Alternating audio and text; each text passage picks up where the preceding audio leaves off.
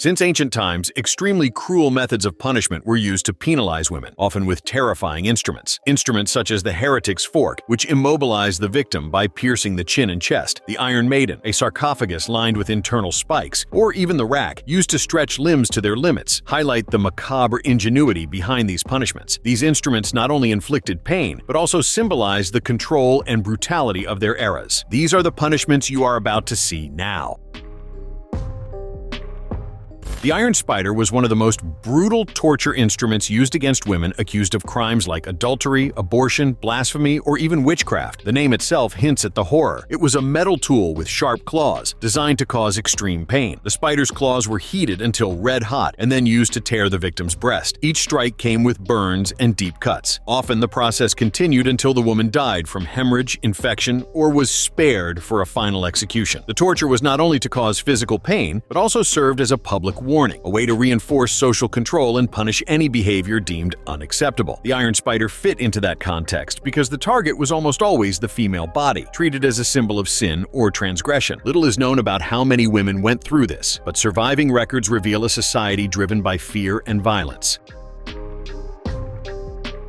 The Pair of Anguish was a torture device used mainly against women accused of witchcraft, adultery, or even abortion. The name came from the shape of the device, which resembled a metal pear, but its function was far from harmless. Created in the Middle Ages, this contraption was designed to humiliate. Its operation was simple and brutal. The pear was inserted into the woman's vaginal opening, and then the torturer turned a screw, making the device open like petals, tearing the area of contact. The goal was not only to injure, but also to destroy any chance of recovery. Beyond the physical pain, the Pair of Anguish carried a heavy symbolism of humiliation, being used to punish the female body, often as an attempt to reinforce control or publicly expose someone. The physical and psychological impact is impossible to ignore.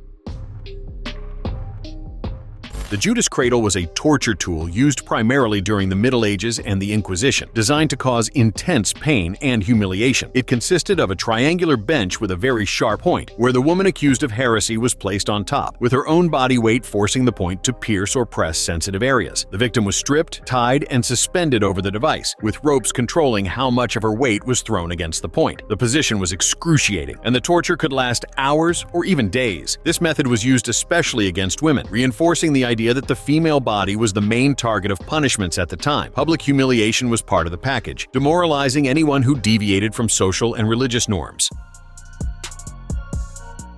The ducking stool was a kind of chair used for punishment in the Middle Ages, especially in Europe. It was attached to a structure with a lever and ropes, and the person was tied to it. Then they were repeatedly submerged in water, often in town squares or rivers. The main goal was to humiliate and punish those accused of behaviors considered wrong at the time. Women could be punished for various accusations such as witchcraft, prostitution, and other crimes seen as improper. The test was simple. If the woman drowned, she was innocent. If she did not drown, she was guilty and punished. The ducking stool eventually fell out of use, but it was a terrifying practice that affected many women throughout history. The Heretics Fork was an extremely frightening torture instrument, used primarily during the Middle Ages, an era known for its severity and religious intolerance. Far from being a simple kitchen utensil, this artifact was a metal piece with sharp ends on both sides, designed to provoke pain and keep the victim immobile. The main targets of these punishments were often women accused of heresy, witchcraft, or other so-called transgressions against the religious and social standards of the time. Using the Heretics Fork involved fixing the device between the sternum and the victim's throat, secured by a collar that could be made of leather or metal. Furthermore, the person's hands were tied behind their back, making any attempt at defense or movement impossible. This position left the victim in a constant state of alert, since the slightest motion, whether trying to speak, move the head, or even breathe more deeply, forced the sharp ends to pierce the skin, causing painful cuts and the risk of more serious wounds. The cruelty of the Heretics Fork went far beyond simple physical suffering. Its main effect was psychological, keeping the victim in constant tension, with no chance of rest, speech, or expressing any discomfort, no matter how slight. Thus, the instrument became a powerful symbol of domination and control, reinforcing the atmosphere of fear and insecurity that characterized interrogations and trials of the era. This type of torture showed the brutality and lack of rights for those accused, contributing to the somber, terrifying image of the Middle Ages regarding justice and religion.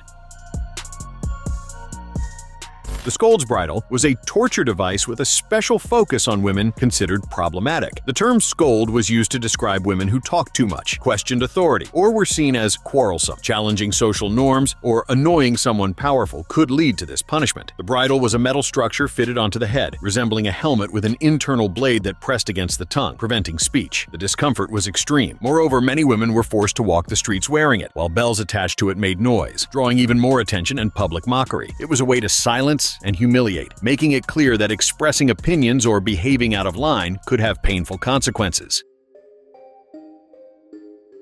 The Iron Maiden stands among the most infamous torture instruments attributed to the Middle Ages. Its design resembled a vertical metal sarcophagus, typically human-sized, equipped with doors that, when closed, pressed the victim against a series of sharp spikes strategically placed inside. Women accused of crimes considered severe by the moral and religious standards of the time, such as witchcraft, adultery, or heresy, were frequently subjected to this cruel form of punishment, though its actual use in the Middle Ages is debated by historians. The Iron Maiden's operation was based on a slow, disorienting ordeal. The internal spikes were not positioned to kill the victim instantly. On the contrary, they were arranged to pierce areas not necessarily fatal. As a result, death came gradually, caused by bleeding or infections following the punctures. This feature prolonged the suffering, compounding psychological terror with physical pain. The person confined within that grim sarcophagus felt the constant pressure of the metal spikes, knowing that any sudden movement could intensify the wounds or hasten death. Beyond individual torment, the mere existence and display of an instrument like the Iron Maiden served a broader social purpose. The fear it inspired functioned as a tool of control, discouraging resistance and rebellion against the rules of the time. Seeing this artifact acted as a haunting reminder that punishment for defying religious, moral, or social conventions could be not only inevitable, but also marked by slow, relentless, and terrifying suffering.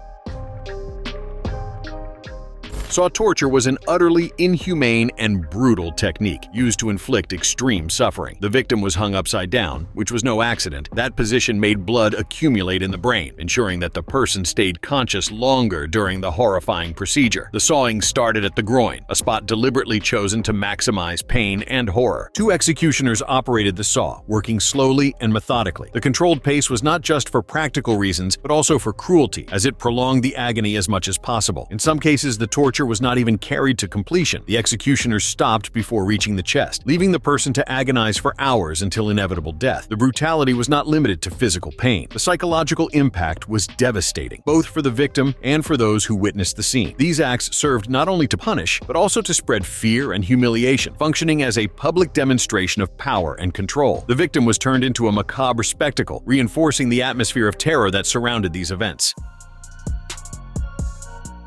The rack was widely used during the Inquisition, and many women fell into its cruel grip. It was a wooden structure with pulleys and ropes, where the victim lay on her back, wrists and ankles secured. By turning the handles, arms and legs were stretched until bones dislocated or broke. The suffering was not only physical. Often the torture was used to force confessions, especially against women accused of witchcraft. Surviving the rack did not guarantee the end of torment. Many still faced other punishments afterward. In addition to the insane pain, the rack was a reminder of the authorities' power. The iron chair was designed to cause constant pain with no relief. Made entirely of iron, with sharp spikes on the seat, backrest, and armrests, the person who sat was inevitably subject to deep cuts. In addition, the chair was heated, literally roasting the victim alive. Sometimes the person was slowly pushed toward the fire, amplifying the agony. The torture could last for hours or more, until the woman confessed whatever the torturers wanted. Burning women accused of witchcraft was a cruel practice that marked history, especially in Europe between the 15th and 18th centuries. The folks of that era believed that certain women had a pact with the devil, and the solution was to eliminate them by fire. Behaviors outside the norm, like making homemade remedies or knowing medicinal plants, were already grounds for suspicion. The woman went through torture, forced trials, and finally, the stake, seen as a way to purify the soul. It is estimated that tens of thousands of women were burned alive. The Spanish donkey was one of the most cruel torture instruments used in medieval antiquity, designed to inflict excruciating pain and public humiliation. It consisted of a wooden bench with a central edge resembling an inverted pyramid. The victim was forced to sit on that sharp point, with all their body weight pressing directly on the genital area, causing extreme physical torment. To make the situation even more unbearable, the person's hands and feet were tightly bound, removing any possibility of movement or relief. In many cases, the executioners increased the severity of the torture by tying weights weights to the victim's ankles, intensifying the pressure on the instrument's edge and worsening the pain in a brutal way. The ordeal could last for many hours, or in more extreme situations, for entire days. Apart from the indescribable physical pain, there was also a psychological and social element involved. The victims were often displayed in public, turning their punishment into a spectacle of terror that served to intimidate and control the population. The goal was not just to punish, but also to demonstrate the authorities' relentless power over the bodies and lives of its subjects. Stoning was one of the most barbaric and ancient punishments, used especially against women accused of adultery or witchcraft. A crowd would throw stones at the victim until she died. The process was slow and painful, with the woman often spending hours being hit by stones. Beyond the physical pain, there was psychological terror. The victim died in front of a crowd that participated directly or indirectly. Although seen as an archaic practice, recent cases show there are still places where this cruelty occurs. In 2010 in Sudan, a woman was sentenced to death by stoning, causing outrage and reigniting discussions about human rights. Subscribe to the channel for more videos like this.